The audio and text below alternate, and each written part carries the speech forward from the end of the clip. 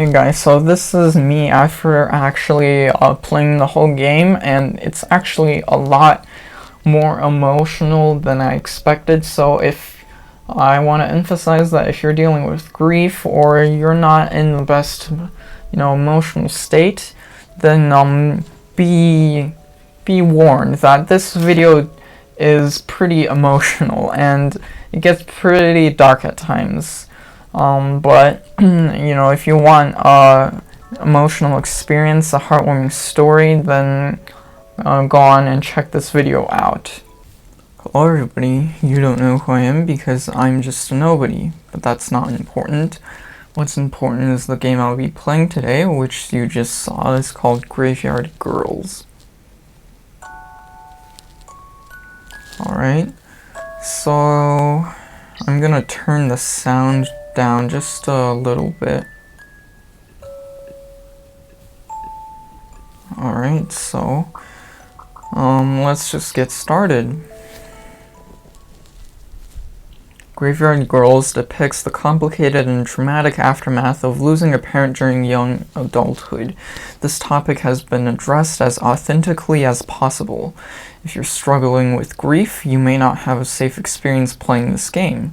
Content warning: Graveyard Girls contains strong language, mature humor, drug abuse, self-harm, mentions of suicide, alcohol use, and sexual themes. This game is intended for players age 18 years or older. Viewer discretion is advised.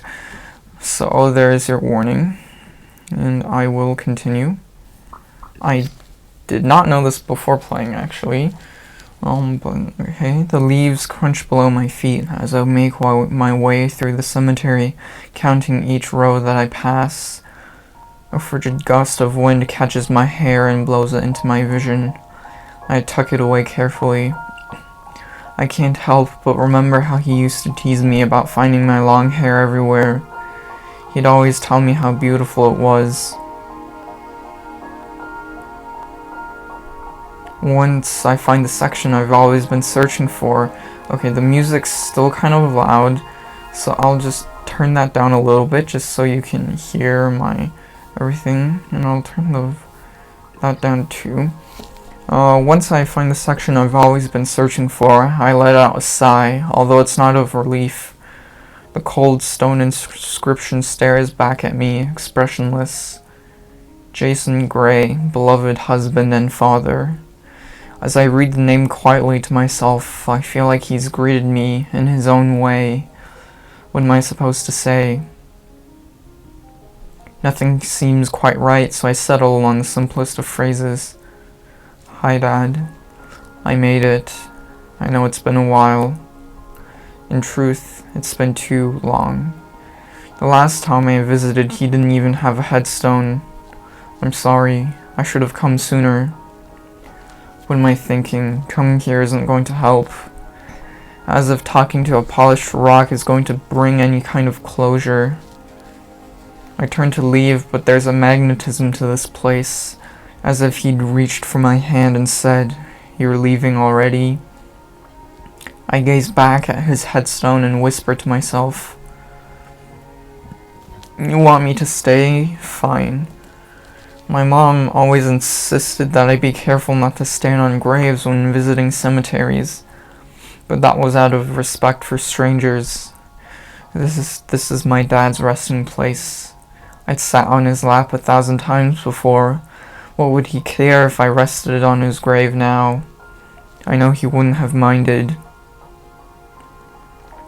Without another moment of hesitation, I brush away the leaves and sit back against his headstone. I lay my notebook across my thighs and settle into place.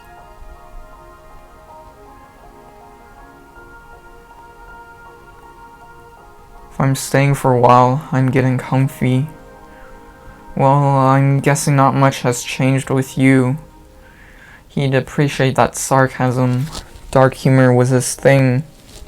That's probably where I got it from. I'll just sit here and talk to myself like a crazy person. That's not crazy. A lot of people talk to themselves. Well, okay, talk about mom or stay positive. Why can't we stay positive while talking about mom? Is she not with you anymore either?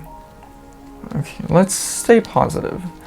Looks like someone brought you flowers. That was thoughtful. If I were to guess, I'd say it was Aunt Cora. She misses you. She tried so hard to be there for Mom after your accident. Nope, that's too much. I clear my throat and try to refocus on lighter thoughts. I guess I should give you an update on my life. You'll be happy to hear that I finished college. Just going to leave out the part where I nearly failed a dozen times. Studied tourism and hospitality. It seemed interesting enough. I've got a job in my field too. I work at the front desk of the Spring Dream Suites. It's a starter job. I won't be there forever. Famous last words. I'd love to work at a resort in the tropics someday. Living on an island would be dreamy. I rub my hands together distractedly, feeling a frosty nip at my fingertips. Anywhere warmer than here would be fine. I feel at a loss for what to say next. I ended things with, "Never mind, that's in the past. You didn't know him that well anyway. I don't know what else to tell you. There are parts of my life that I wouldn't feel right about sharing. I'm holding back the negative side. It's not what I need to focus on. Well, sometimes you have to deal with that side and not just let it pent up. But I didn't realize how little good news I have. Dad, I'm trying to keep moving forward, but I feel like I'm all talk. I've made a lot of shitty choices and I'm trying to leave them behind. Still making those choices even when I try not to. I know I can't pretend like they never happened, but handling conversations about mistakes isn't something I'm practiced at." Smirk pulls at the edge of my lips. Even if they're one-sided conversations. I know I don't get excuses either, but no one gets to prepare for sudden goodbyes. Anyway, I've been writing. Quite a lot, actually. Almost daily. Well, that's nice. It's therapeutic, I think. Getting my feelings on paper helps me feel detached from them. They're a little less heavy when I read them out loud. When I write, I can push the darkest thoughts I'm having away, even momentarily. The best part is, I'm not afraid that someone's listening and analyzing. It feels safer than the grief counseling I attended. I don't think the professionals were judging me, but when they listened, I felt them processing my words and misunderstanding. Just because I write dark things doesn't mean I'm a dark person. I'm reaching for brighter thoughts and feelings when I let those words go. My new therapist understands. She's different than the others. It finally feels important that I go to my appointments. I don't look forward to them because they're a lot. But when I leave, I feel lighter, like I've lessened the load on my shoulders. I get scared sometimes because each day is a wild card. I hate feeling like everything is out of my control. I'm terrified that therapy can't save me. I don't want to bottle things up again. Holding that shit in was the worst idea I've ever had. Fuck it. Dad, I'm done pretending. I drink. I smoke. I popped some pills before I left the house. I'll do anything to be numb, and I'm afraid that scribbling my feelings isn't enough. I thought the pain was dulling, but it's worse than the day you died. I know you're not here today, but I keep picturing you in every tomorrow, and each day that image grows a little dimmer. Between losing you and Mom taking off, I've been trying so hard to feel empty. Being happy fell out of reach, so feeling less became the best option. Turns out being destructive couldn't save me. You can't hear drowning girls cry. I wipe away the overflowing stream of tears with my sleeve and shut my eyes. Practice those deep breaths. It's okay to be upset. I inhale and exhale, but the breaths are intruded on. The earth sways below as a sensation of floating overcomes me, almost like sitting on a boat. Uh-oh, why does it feel like the world's drifting? It's probably those stupid allergy pills. A twinge of concern washes over me as I try to imagine the state of my liver, but I excuse the thoughts quickly. It's not like I eat vegetables or drink enough water anyway.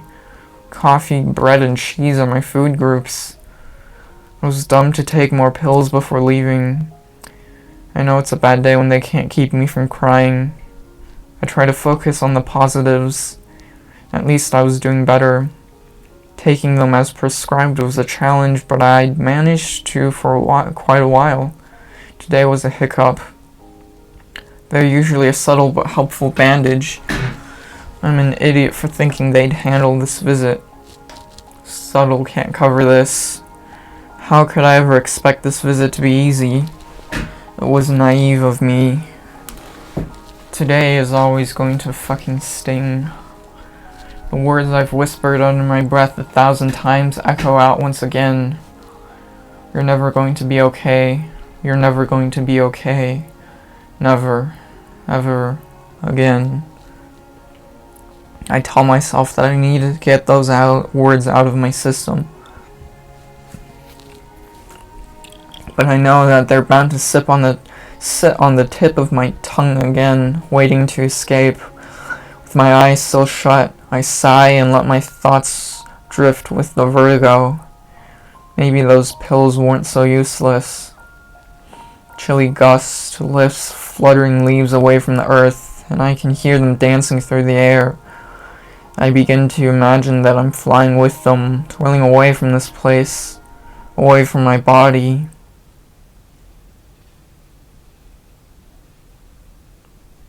Hello? A voice? I must have imagined it. Are you okay? What the? I open my eyes and stumble upward in a daze. I hurriedly dust off my clothes before looking toward the stranger behind the question. Sorry, I didn't mean to scare you. I'm taken aback by her presence. I didn't expect to see anyone here. No, it's fine. You didn't scare me. My throbbing heart tells a different story. I suddenly feel thankful that I'm not the blushing type. Are you alright? I'm fine. Why? She gestures towards my dad's headstone and subtly raises her eyebrows. I think you were sleeping on someone's grave. Did you know them? I laugh half-heartedly. It's my dad. He wouldn't mind. Oh. The girl's posture stiffens noticeably, and I remind myself to tone back the abruptness. You're not talking to a ghost anymore. Act normal. Let's ask... Well, I mean, she's probably here to visit a grave, so I'll ask her name to return to the world of normal. What's your name? I'm Lucia. And you are? I quickly realized that I should have introduced myself first. Well, you didn't give me that option. It would have been the polite thing to do. Why do I always feel so disjointed when I meet new people? It's embarrassing. My name's Elle. It's nice to meet you. That sounded more robotic than genuine, but at least I'm trying. So, Elle, do you mind if I ask why you're napping in a cemetery? Well, it wasn't on the agenda. I took allergy medication and it hit a little harder than I anticipated. Oh, I've been there. What are you allergic to? I scrambled to come up with a good excuse. Not too sure. Had some hives and figured it was best to take a pill. Or 4. I get it. Sometimes cats make my eyes itchy. I pet them anyway. They're worth it. I can't help but smile back at Lucia. She seems sweet. So you're visiting someone too? Lucia's smile falters. Nice job. You're always good at brightening the room. Yes, my sister passed away. Her name was Kate. She died last week. I can't help but regurgitate the sentence that everyone had spoken to me in the past. I'm sorry. Lucia shifts her feet uncomfortably and stares at the ground. I remember standing like that too, unsure of how to respond. Oh, sorry, that wasn't the right thing to say. I don't mind, it's what everyone says. I know, I've been there. My dad died 4 years ago, so the memories are still pretty fresh. Lucia's eyes widened fearfully. They are? I struggle to backtrack, jumping to console her as best I can. Not in the same way that you're feeling. I mean that it's his anniversary today, so it feels closer than usual. Lucia's shoulders drop slightly as her gaze softens. That's understandable. I get it now. I'll be visiting on Kate's day too. Does visiting get easier? I'm gonna drop the voice. I totally forgot, but the Molotov mixture of disgust and embarrassment builds my chest. What am I supposed to say? Lie for her comfort or tell her the truth? Okay, well, that's kind of a hard situation. I mean, she was obviously afraid, or when we said, like, oh, it's not gonna get easier, I mean, we're strangers right now, so I probably don't want to lay it too hard on her. Decided that I shouldn't dump my experience on her. She has enough going on right now. I don't need to freak her out about dealing with complicated grief. I think so. Depends on how often you come here. Oh, that's not what I wanted to say. The best answer would just be to say that everyone deals with it differently. If you're visiting on emotional days, it's going to be more difficult. I tried visiting on normal days if I were you. Drop in or whatever. That's smart. Thanks for the advice. I guess today is technically one of those normal days. Halloween wasn't super special to Kate. Lucia looks towards my father's headstone. Those are beautiful flowers. I like the arrangement you chose. I bite my lip unconsciously. Thanks, but I didn't leave those. I think his sister was here earlier. Cora's big on flowers. Oh, well, she has good taste. Sorry to focus on the flowers. I can't help myself. I'm a florist. That's interesting. The anxious realization that I never thought to bring my dad flowers hits me. It never even crossed my mind. Does Lucia think it's rude that I didn't? Maybe you could suggest a bouquet for my dad? I should have brought one. Hey, if it's not your thing, don't feel like you have to buy them. Lucia smiles carefully as she reads me like an open book. I do have an idea, though, if you want to leave him something meaningful.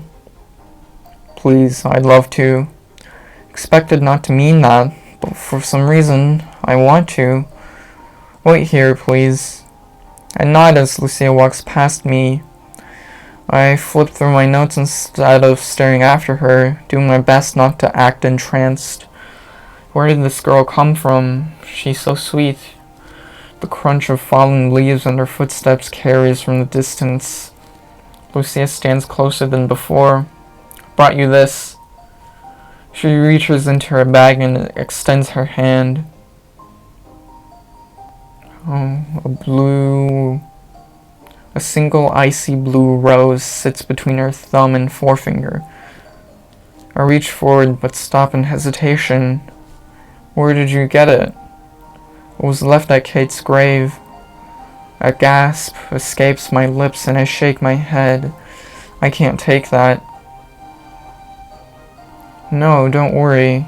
Kate would want your father to have a flower. She doesn't like roses anyway. Lucia trails off, realizing what she said. Didn't. Kate didn't like roses. I try my best to reassure her with my gaze as I accept the rose. Thank you. That present tense thing, it goes away. Don't feel like you need to jump to correct yourself. Time will take care of it. Lucia nods silently in response. As I kneel against the cold earth to place the blue rose on my dad's grave, I realize how fresh the flower is. The edges of the petals have barely begun to wilt. feel Lucia's eyes on my back. Before turning toward her, I ask the question on my mind. Lucia? When was Kate's funeral? Yesterday. As I face Lucia, I want to ask her why she's here today. I want to know how she's doing. I want to hug her. I want to make her feel less alone, even if for a fraction of a second. I want to give her what I never had. A moment of silence passes us by, but before I can ask Lucia to let me in, she breaks the silence herself. Are you still tired? I massage the back of my neck absent-mindedly and laugh a little. Yeah. Did the dark circles give me away? Lucia giggles softly. No, your eyes are fine. That was kind of her to lie about. Well, you also lied previously, so I guess you're even. We looked in the mirror before. Can't believe I fell asleep. It's a little embarrassing. Don't worry about it. Do you drink coffee? Yeah. Let me buy you one. You don't want to sleep through Halloween. There's a great coffee shop in the Old Town district. Old Town? Isn't that a little far? Did you drive here? No, I walked. Well, I don't mind giving you a ride. Let me take you. It's my treat. Unless you have other plans? I don't, but part of me remains hesitant. Getting into cars with strangers isn't something my parents would encourage, that's for sure. She seems harmless enough, but I don't actually know her. Plus, today is not exactly an easy day for me. Lucia quietly reads over my rigid stance. Without explanation, she grins and starts to giggle at me. Did you want to take a selfie together? What? You can send it to a friend. That way, if you go missing, they know exactly who to look for. Smile back at her and slowly shake my head. No, it's fine. Stick out my thumb in a hitchhiking fashion. I love the thrill of getting into a stranger's car. Lucia playfully rolls her eyes before winking at me. Buckle up then, going for a ride. We head towards the road, walking past rows of headstones side by side. I didn't imagine I'd be leaving here with someone. The feeling of walking closer is strangely comforting. Well, if she didn't come and you did walk away with someone, then that would probably mean a zombie apocalypse. Oh god, that's why this is not the time to make jokes. I guess I always expected to be here alone. Even if I had a special person in my life, I wouldn't ask them to come here. It's hard to understand what it's like to visit this place, unless you're missing someone.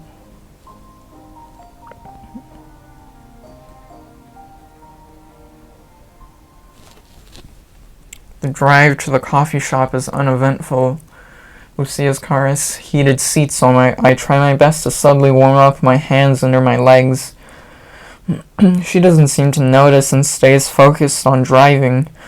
We chat about the weather mostly.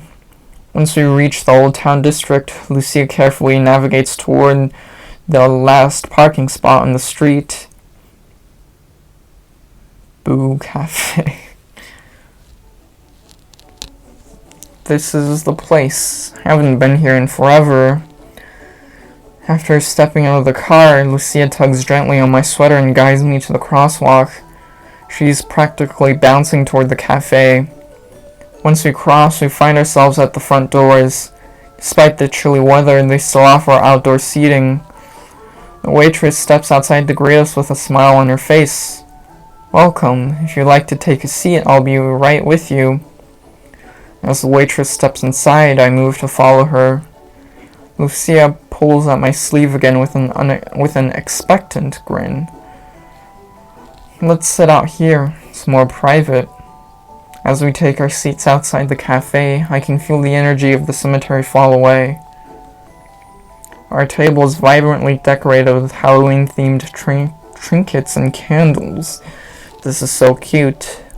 I can't argue with that. She's definitely chose a festive spot. The street is bustling with ghouls and witches. Even our waitress is dressed up. Happy Halloween. Can I interest you in one of our spooky specials? Lucia's eyes light up immediately. Ooh, what are they? The waitress grins, realizing she's hooked Lucia, and today we have our pumpkin cheesecake paired with any of our fall specialty specialty drinks for $8.99. If you're craving something warm and hearty, we also have butternut squash soup with one of our fresh baked biscuits. That does sound nice. I love cheesecake. Could I get the pumpkin cheesecake with a pumpkin spice latte, please? I guess she likes pumpkins. After jotting down Lucia's order, the waitress's gaze darts towards me. What would you like? That pumpkin cheesecake sounds fine. And to drink? I rack my brain for anything other than a pumpkin spice latte. So what are your other fall drinks? Maple pecan and chai lattes. Lucia raises her eyebrows and whispers exaggeratedly across the table. Psst, maple pecan sounds super yummy. Can't help but chuckle.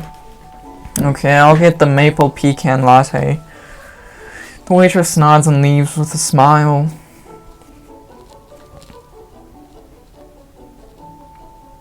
Barely a minute passes before a waitress rushes back to the table.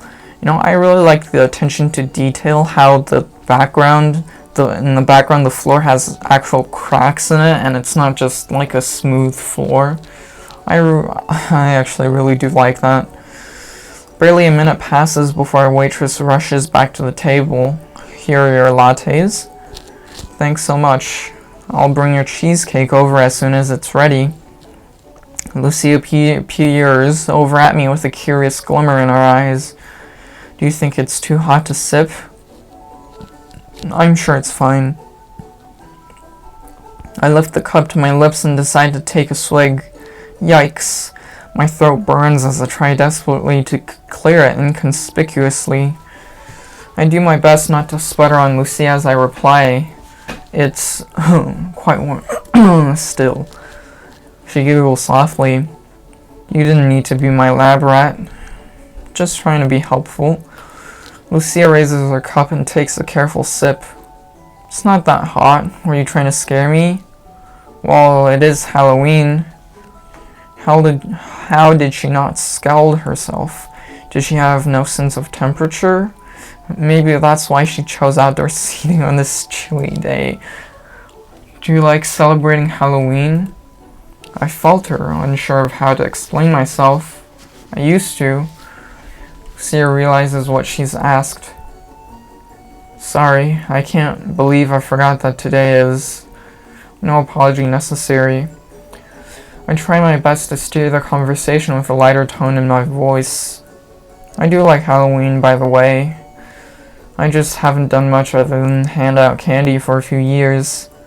The kids in my neighborhood love my place. They know I always have tons of treats. You only hand out candy? You haven't dressed up? No, but I did like that part when I was in high school. Great. I'm going to a costume party tonight. What do you think? Spooky or sex? Oh. Huh? What kind of costume should I go with? I have a closet full of options. Let's just stick with spooky. It's classic. She grins with an almost fiendish quality. I like how you think. Maybe I'll dress up as a witch. I can see her pulling off that look. Your hair is perfect for a witch costume. You could go for a real mystical vibe. You think so? Absolutely. Well, would you let me tell your fortune then? I shrugged casually. Sure, I'd love to get some insight. Lucia reaches over and takes my hand in her own. She studies it carefully, squinting with exaggerated focus. Evening. There's stars in the night sky. You see her headed towards a house. She closes her eyes and yanks at my arm even harder. I nearly fall across the table. Hey, be careful.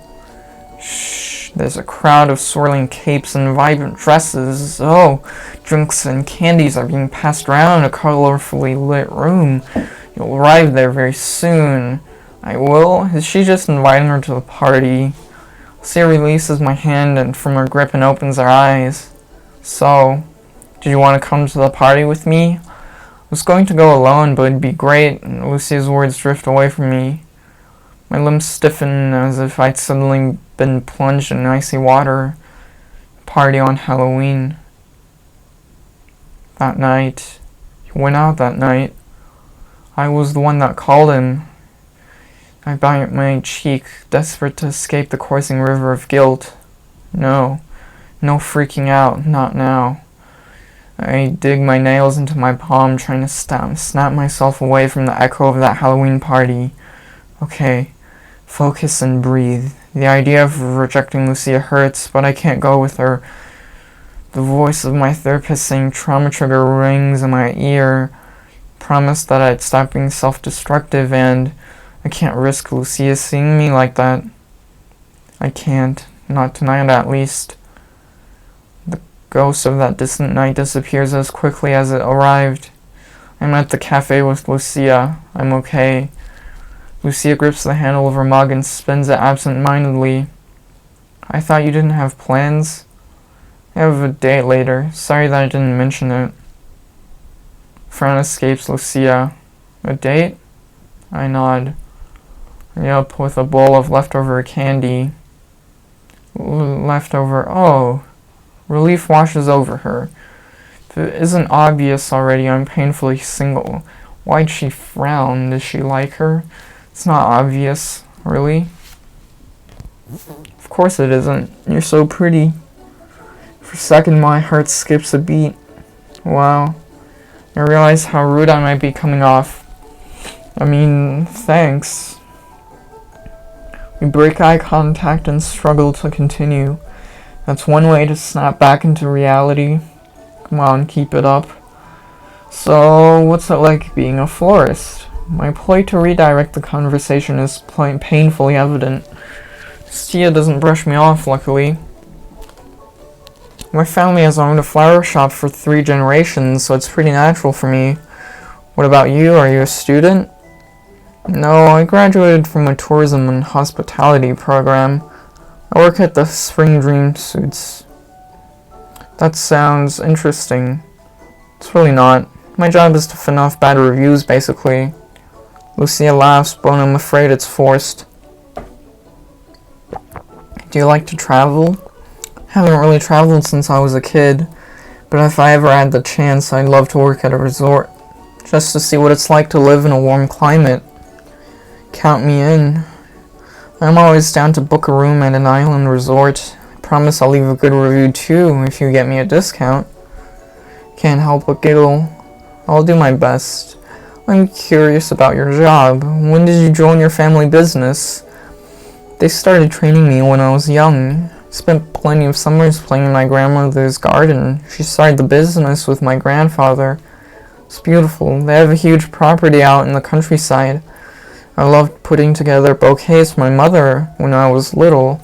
My grandma would help me pick them, so they always turned out perfectly. She called it my training. Her plan worked, though. I'm running the business with my parents now. My grandparents are retired, but they still help out when we're short-handed. Lucia's gaze seems to intensify. Feels like she's looking right through me. Is she alright? She notices my concern and smiles reassuringly. Sorry, I was thinking about those summers as a kid. I can still picture the day that my sister made a flower crown out of daisies.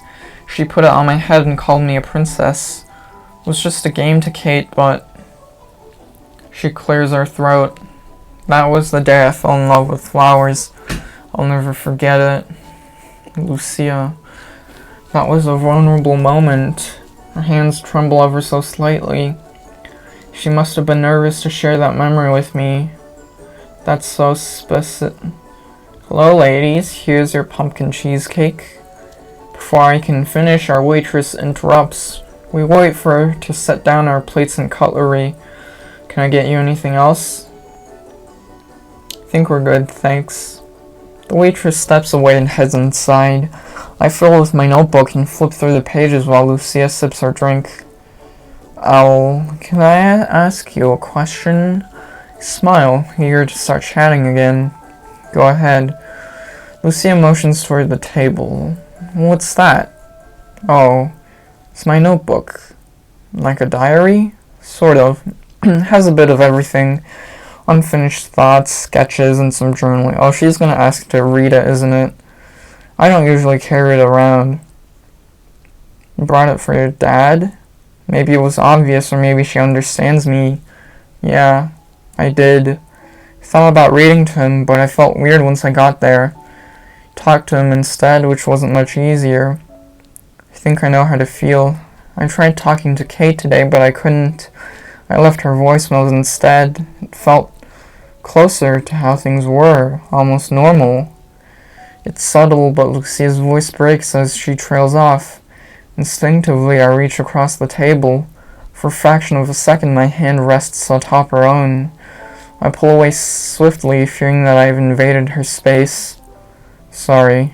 She stares at her lap, unmoving. Thank you. That was nice. For a moment, I envisioned the horrible precipice Lucia's hovering on the edge of. Unfiltered, unprocessed, raw grief. One day she's going to realize that in the infinite possibilities of this universe, she will never see her sister again. The realization that there will never be another moment shared with Kate. The end of making memories and the beginning of their blurring. Wow, this is so emotional. Seems clear, but it never is. Elle? Yeah? Lucia bites at her lip and stares into her cup. I have questions that I'm afraid to ask anyone else.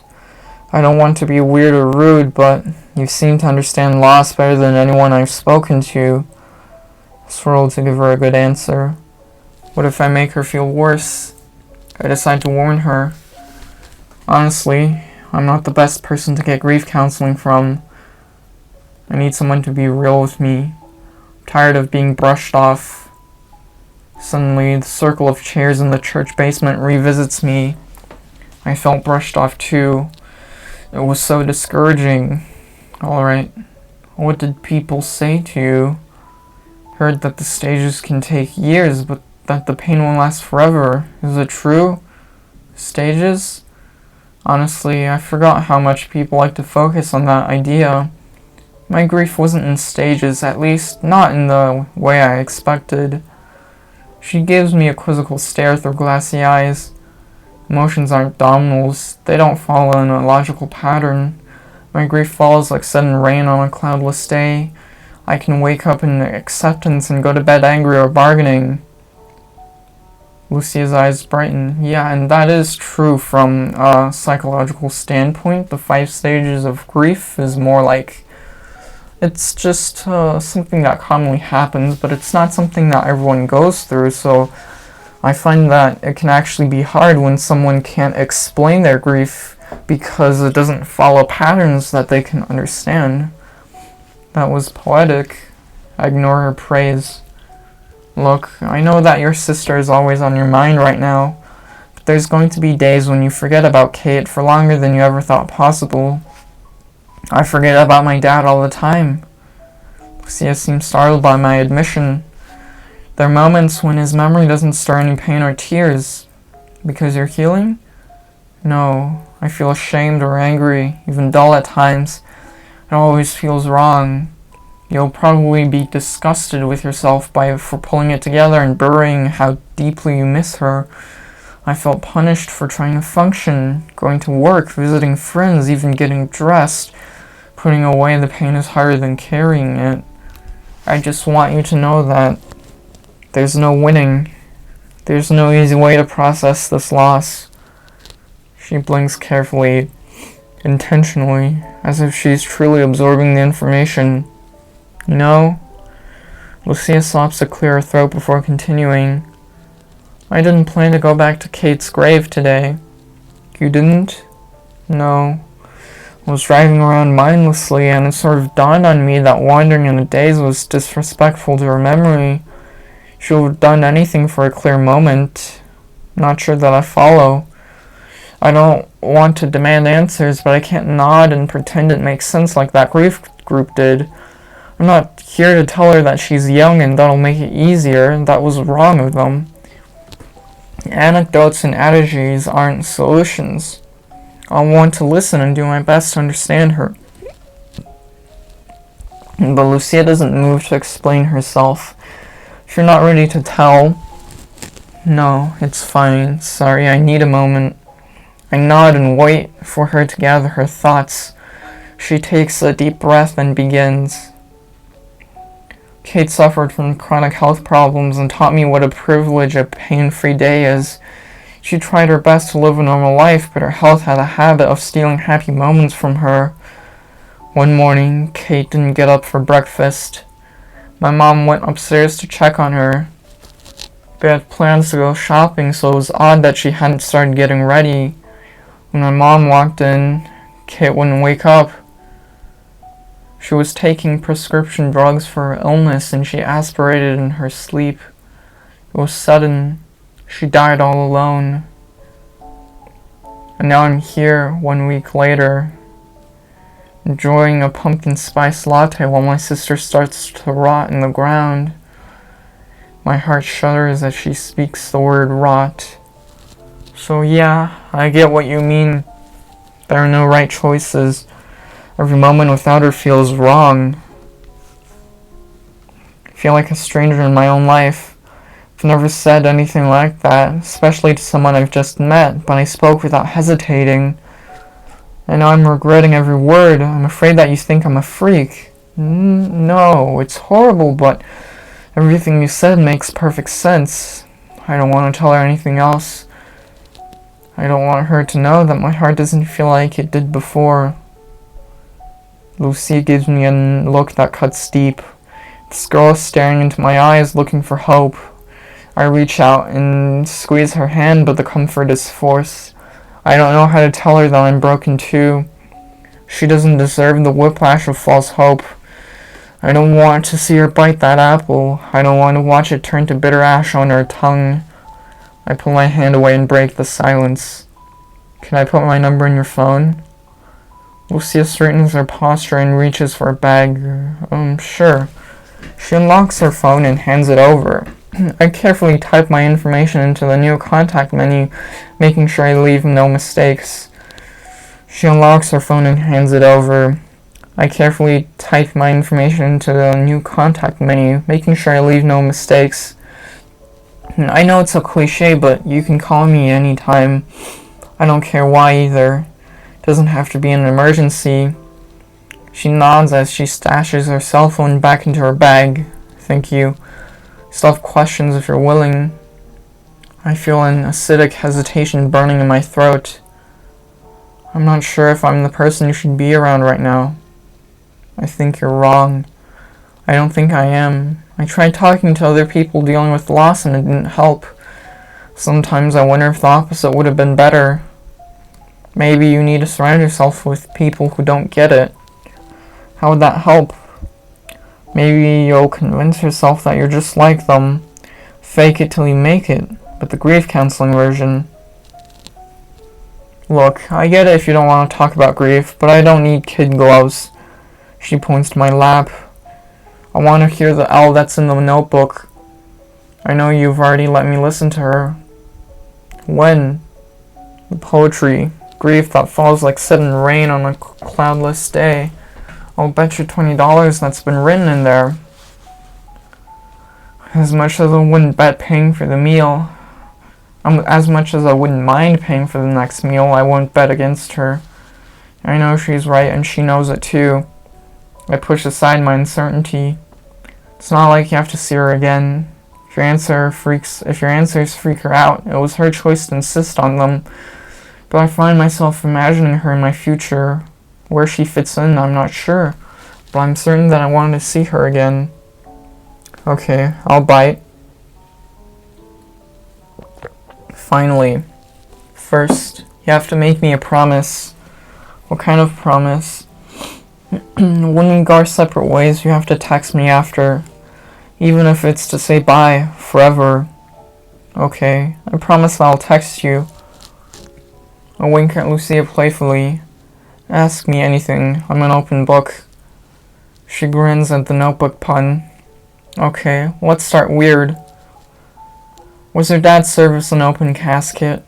Yup. Did he look himself? They never do. I hadn't seen a body before Kate's service. I don't know what I expected a dead person to look like, but it wasn't that. Looking at her made me feel sick. Or maybe it was afraid. I couldn't believe it was her. She looked like a doll, like a weird imitation of Kate. Even when I wasn't staring at her, I knew exactly where she was.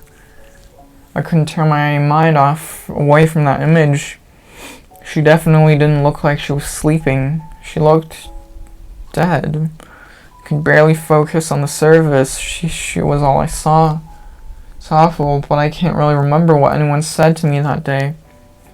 The eulogies are a blur. I pursed my lips.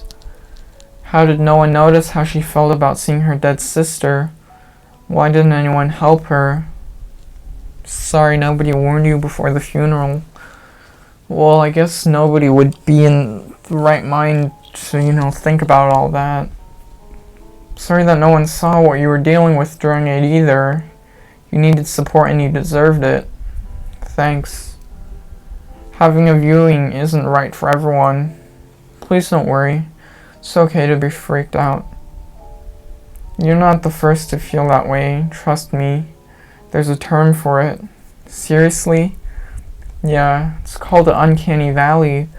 When you look at someone you've seen animated with life and see that emptiness, that absolute absence of energy. It's different for everyone, but you're not going to like it. I'm sorry you saw Kay that way. You deserve the option not to. Lucia frowns sharply. You're right. No one asked if I wanted an open casket. My parents did all the planning. I just showed up. My mom did the opposite. She dragged me to every moment of planning, choosing Dad's casket. It's burned into my memory. There's no winning when you don't get a choice. We both deserve to make our own decisions. Lucia nods as her expression softens. Oh, please don't feel pressure. I get it if you can't share anymore. I know that I'm not entitled to your pain or experiences, but I'd be lying if I said that I didn't want to hear them. Can I ask another question? Yeah, let's keep going. Go for it. Lucia's lips quiver as her amber eyes betray a sliver of anxiety. You're sure? Please, I want to help. She swallows audibly. Do you feel like he's watching you? An old weight descends and perches on my shoulders. The hovering of familiar eyes. A specter I thought I'd left in the past. I shrugged it away with a practiced breath. In the first few weeks after he died, yeah, quite often. That goes away fast, I think. You don't remember? I can't tell her how I yelled at nothingness in the days before Dad's funeral. How I ordered him away for my own comfort. That I didn't want him to visit, ever. I needed to live without his ghostly gaze. That stays between us. Simplicity is the best. It goes away. Where you just decide that you don't care what they see. A hint of blush touches her cheek. It better go away. I felt weird showering today. I couldn't stop picturing her standing on the other side of the curtain, waiting. It's eerie. I feel like I'm going crazy. Promise you're not crazy. I've been there. How'd you do it? What? Cope. How did I cope? That's an impossible question.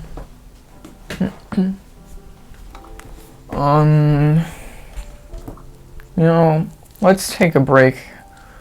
No. How did I cope? I feel like I should answer that. Honestly, that's an answer I'm still searching for. You must have tried something. Oh, Lucia, I tried plenty.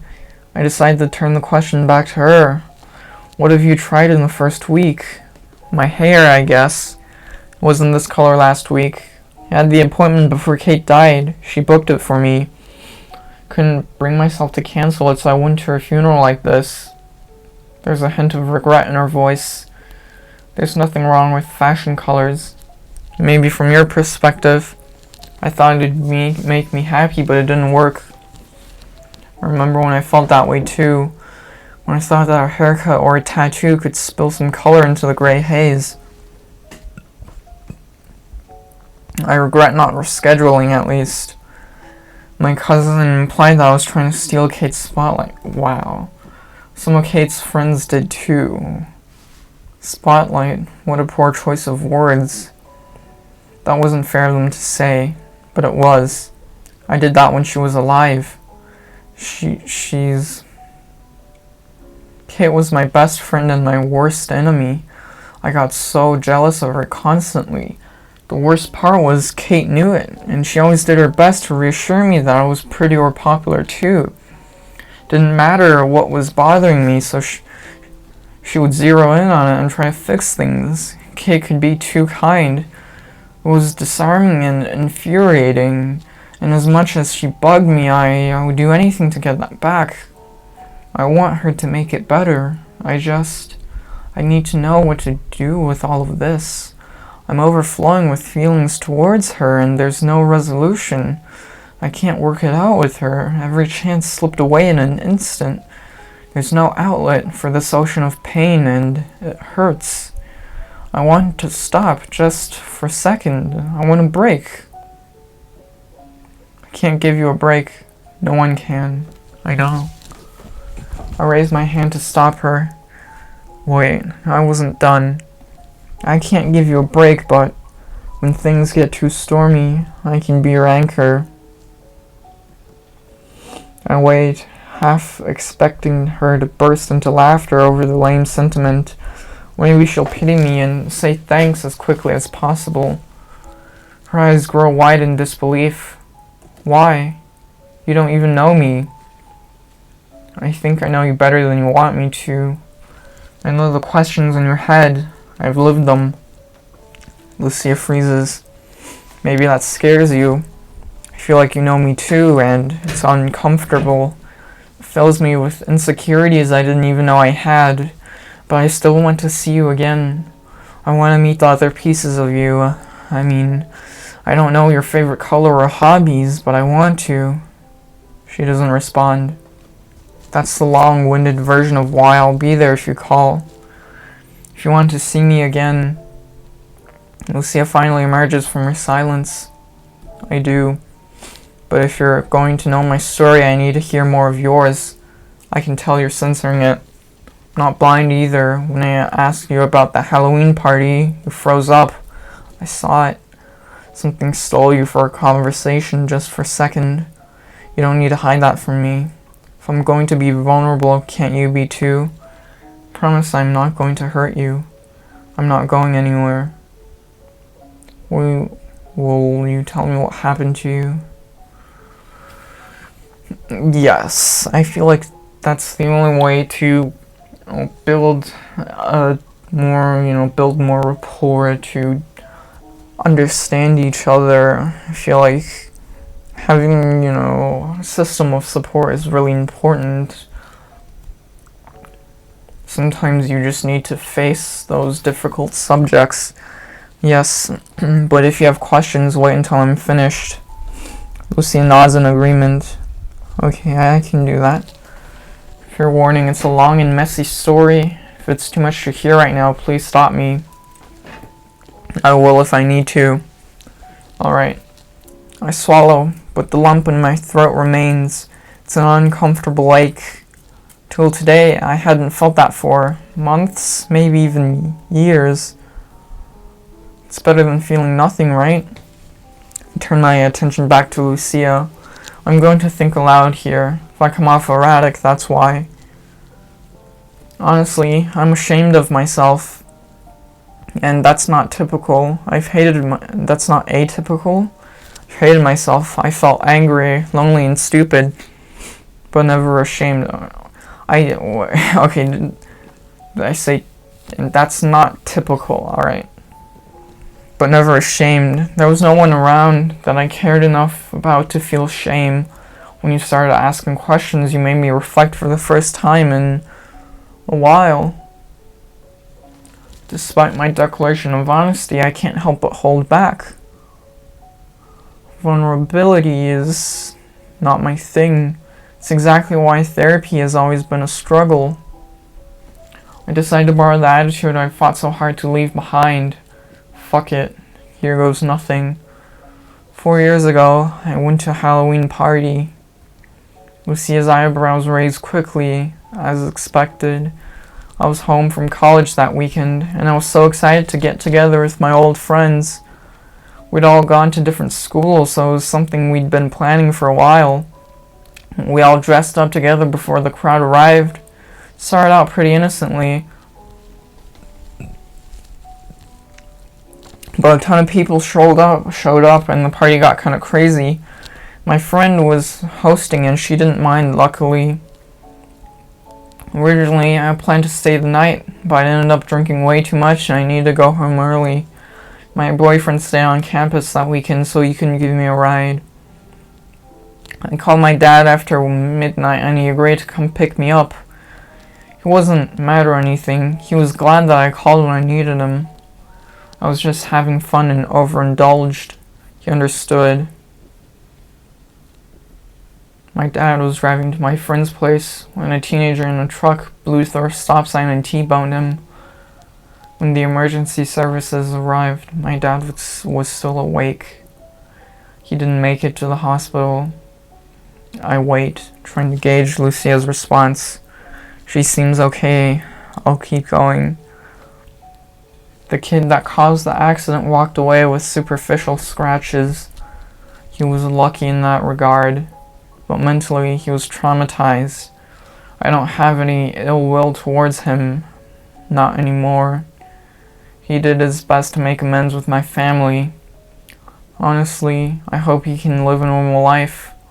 One mistake shouldn't haunt him forever. That's something that's really hard to move past from, to forgive and to move on. After my dad died, things with my mom went downhill pretty quickly. I left school to stay home with her. It didn't feel right to leave her all alone. Things fizzled out with my boyfriend because of the distance, so I was dealing with my stuff too. I tried to be there for my mom, but nothing worked. When I spoke with her, she made me feel like I didn't exist. And when I tried to tell her about my feelings, she shut me down. She treated suffering like a competition. She'd say that he was just my dad.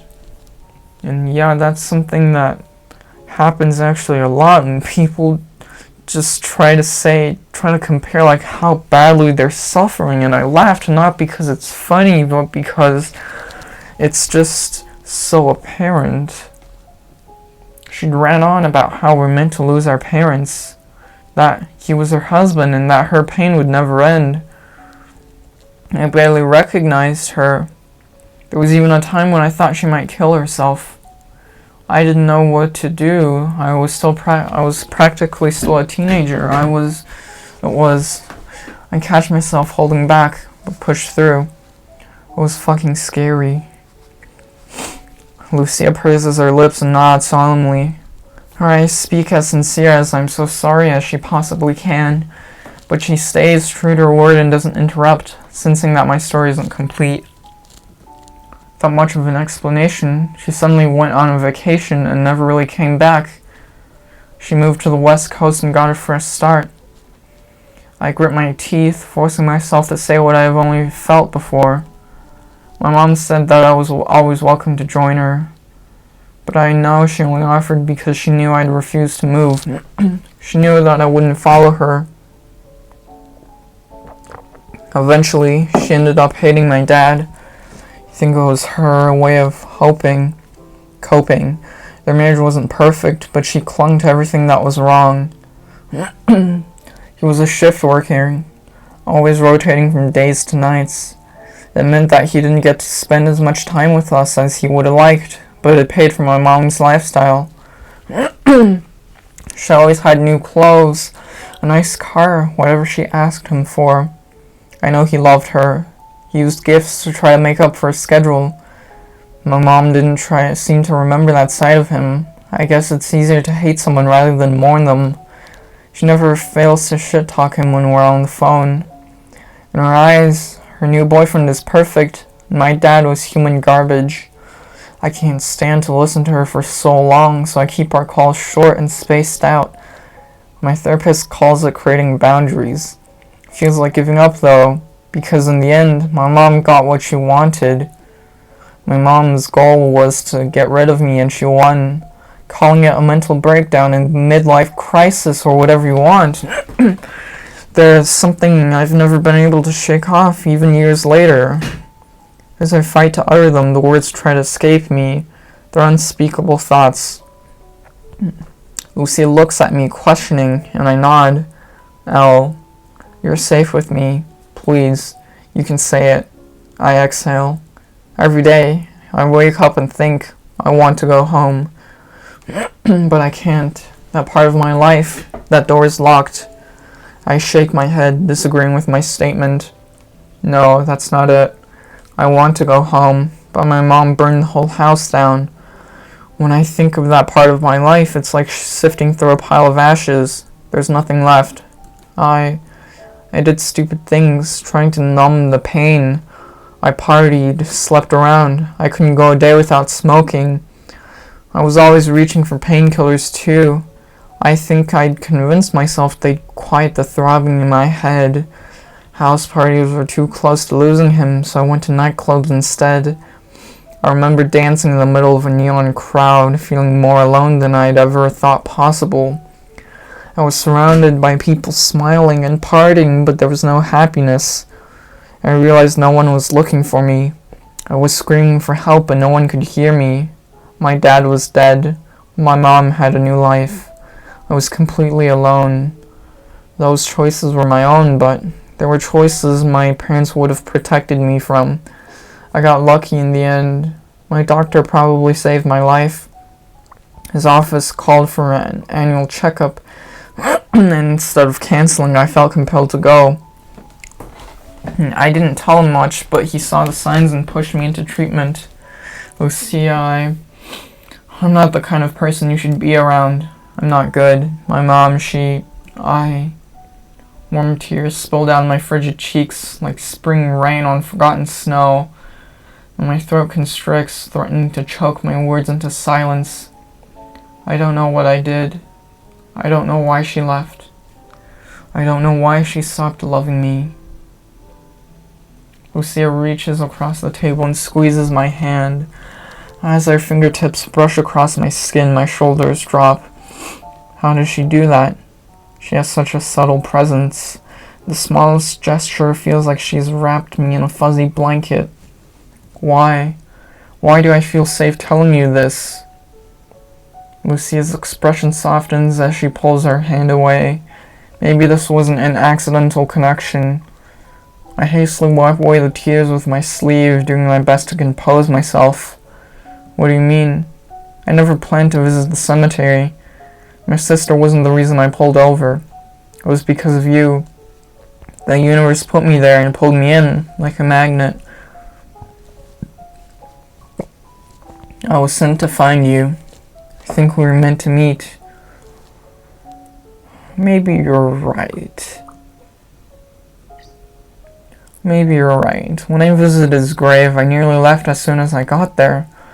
I felt stupid for thinking that a visit could help me find closure. I was going to leave, but I felt a pull, so I sat down and stayed. Magnetism. That could have been the allergy meds, though. They're prescribed by my doctor for anxiety. I took more than I'm supposed to. Lucia stiffens. I know, it's wrong. I'm not perfect. I'm an idiot, honestly. I promise I won't do it again. But if I hadn't, we probably wouldn't have met. She nods sympathetically. That's something to talk to a doctor about, Elle, or a mental health professional. Please be careful. Kate took her meds properly and still had unexpected consequences. Make an appointment when you go home. I nodded in agreement. I will. Good, I'll hold you to it. She sticks out her tongue playfully. Book that, and our next cheesecake date is on me. Another date? Maybe she is my type. It's a deal. Great. Also, I want to make a point. I don't think anxiety meds are why we met. I have to argue fate's case. I think there was a sign that we were meant to find each other. I just couldn't see it until now. What sign? The bouquet of blue roses for Kate. They weren't there during her burial. Someone dropped them off afterward. I don't follow. Well, the thing about blue roses is they're not a typical flower to leave at a grave all on their own. Usually you have an arrangement with all kinds of accents. Roses weren't something Kate liked either, but there's a local tradition behind blue roses.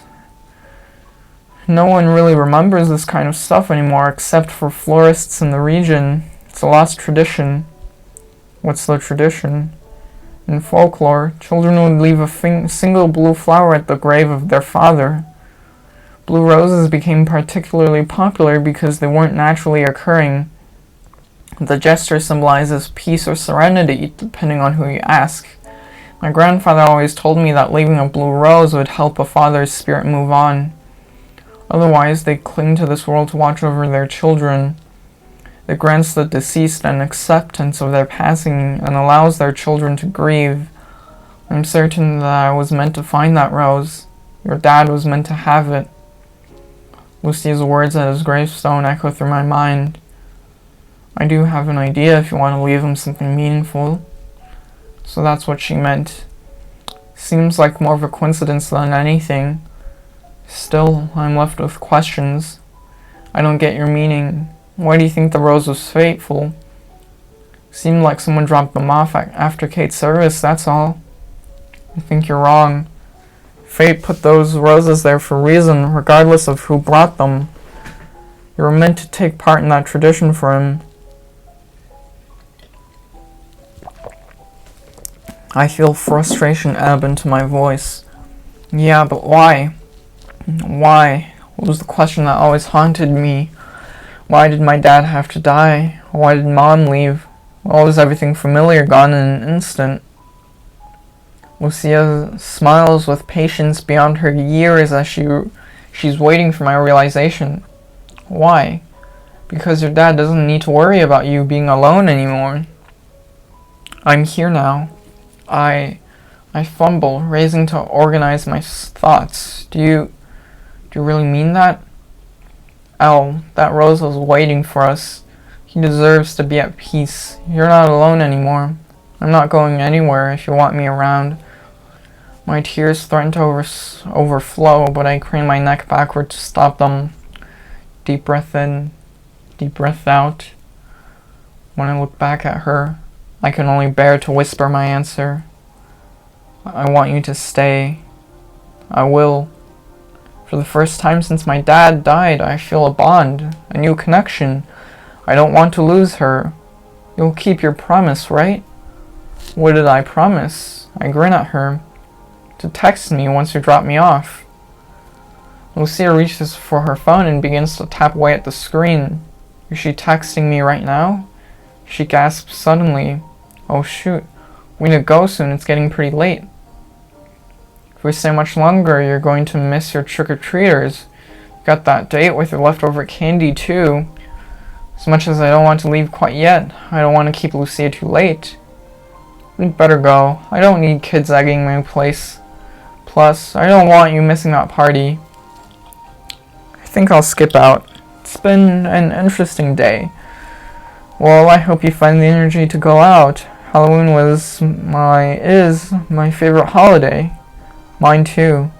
And don't worry, I'm going to send you pictures of my costume. I'm sure you'll love them. Can't help but bite at my lip. Looking forward to it. Lucia waves toward the waitress. Can we get the bill, please? I'll get that right away. The waitress glances towards our untouched plates. Sorry, was there something wrong with your cheesecake? No, we're in a bit of a rush, that's all. Could we get takeout boxes, please? Of course.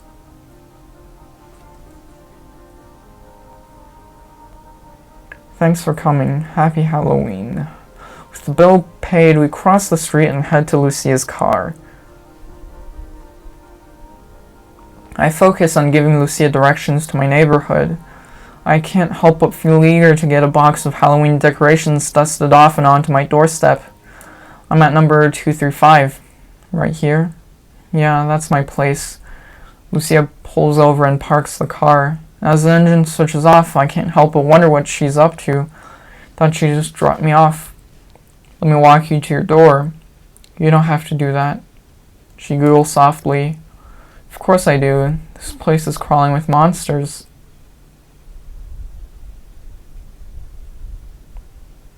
Little superheroes, princesses, and ghouls begin to trickle out into the streets, passing by houses without porch lights. I hurry up the steps and unlock my door. As I turn the key, I feel Lucia's eyes on my back. What, no goodbye? I stick out my tongue. Don't act so worried. I'm not ditching you just yet. I look back and pop the door open, hit the light switch, and watch as the dim orange glow flickers on. Looks like you get plenty of kids on this street. Oh yeah, I really have leftover candy. It's too bad. I would have liked to steal some.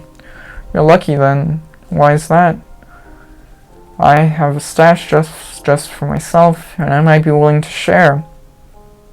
Doesn't that mean you'd have to make plans to see me again? I guess so. Lucia steps closer. I can smell the faint remnants of a pumpkin and an espresso aroma swirling around her. Her gaze drifts downward from my eyes and traces my lips. I'd like that. Is she...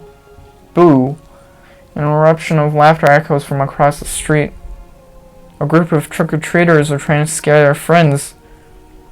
Lucia adjusts the strap of her purse, clearly flustered. I've been thinking about our next date. I can't help but smile when she says date. You have? Yep. Maybe we could go with something casual? Coffee wasn't casual? I mean the topics. I'd love to know what your favorite music is, or what your childhood pets were like. I want to know more about you. My heartbeat quickens. I like where you're going with that. I can do simple, as long as you spill some details too. I want to hear all about your past, ex-boyfriends, adventures, everything. Sia begins to fidget again, this time with her necklace. Well, you won't have to worry about boyfriends. She seems anxious about the admission. That's a relief, no competition. I'm trying my best to make her laugh, but all I get is a grin. Worth it. Do you like horror movies? Yeah. Although I'm more into ghost stories, slashers aren't my thing. Alright, do you want to come over tomorrow night? We can eat candy and watch a haunted house film. Her eyes light up. I'd love to. Great, it's a plan, although I do have one question for you. What is it? Should I expect flowers? Always. I guess I'd better buy a vase. Don't be silly, I can bring one. Sia reaches into her purse and taps at her phone. It's getting late. I think I should head home. There's something else I wanted to say before you go. Okay, what's that?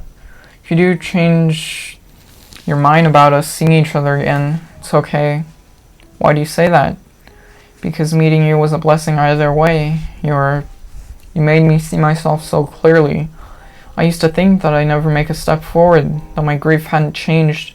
Today you were a mirror into my past. I could finally see that I've been doing whatever I needed to. I'm growing. So, blue roses and fate aside, you lost our sister this week. I'd rather you lean on me and not the other way around. I also want you to take as much time as you need before we see each other again. If you wake up tomorrow and can't get out of bed, that's natural. I'm not in a rush. I'll wait for when you're ready to spend time together. Put yourself first. Lucia nods. Thank you for saying that. But, just so you know, you can't get out of our date that easy. Expect chocolate bars and lollipops tomorrow night, or you're in big trouble. Good to know, I'll be ready. Lucia bites at her bottom lip absent-mindedly. I'm glad that I found you today. I can't wait to get to know you better. Lucia inches closer to me. Good night, Owl. Oh, Lucia wraps her arms around me in a warm embrace. I think you're an amazing person. Thank you for today. What a wonderful end. I smile. No, thank you. I'm glad that you found me, Lucia. I squeeze her tight. Good night.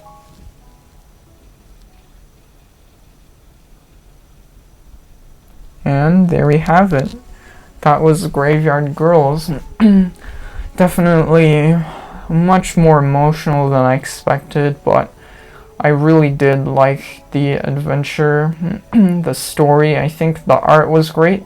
The writing was great. I think, you know, you really gives like a specific picture of grief, and I think a lot of people can relate to at least parts of the story, and it really gave me the feel. So I hope you guys enjoyed. Hope you didn't cry too much.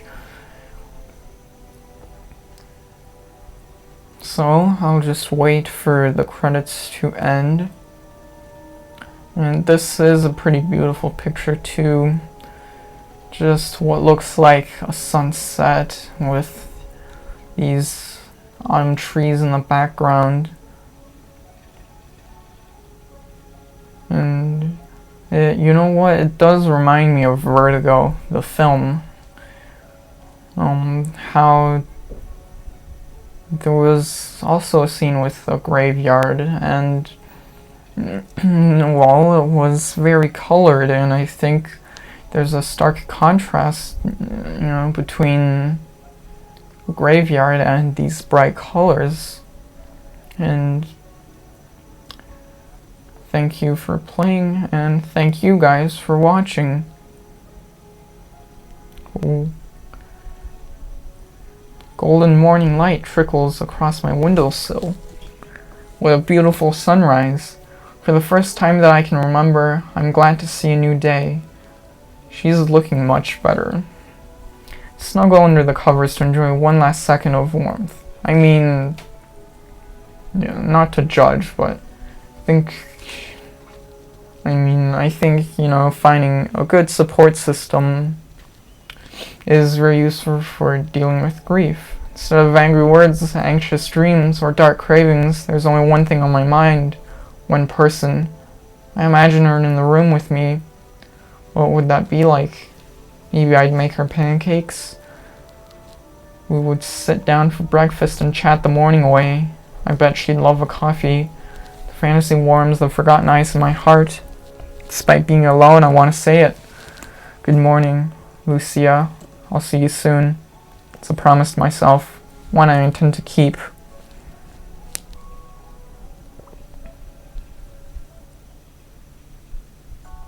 And that is the true ending there. So, you know, I do think that oftentimes when you share traumatic experiences or grief, it can bring people closer together, because, you know, they're there to support each other. They're there for each other in their dark times, and, you know, maybe sometimes it can grow beyond a friendship. Who knows? But yeah, that's it for today.